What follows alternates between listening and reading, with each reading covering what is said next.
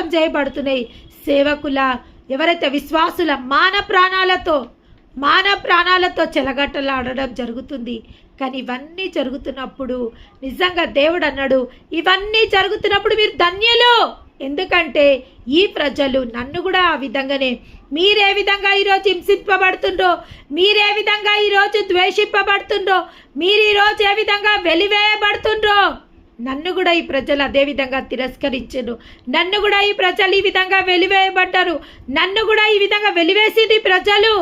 నా నుంచి మేళ్ళు పొందుకొనే నాకు కీడు తలబెట్టిండ్రు. దేవుని నామానికి మహిమ కలుగును గాక. అంటే ఆ రోజు ఆ దేవదేవుడికి ఆ ప్రజలు చేసింది ఈరోజు మనం కూడా అనుభవిస్తున్నాము. ఎంతోమంది సేవకులు హతసాక్షులైపోతుండ్రు. ఆయన నామంలో ఎంతోమంది సేవకులు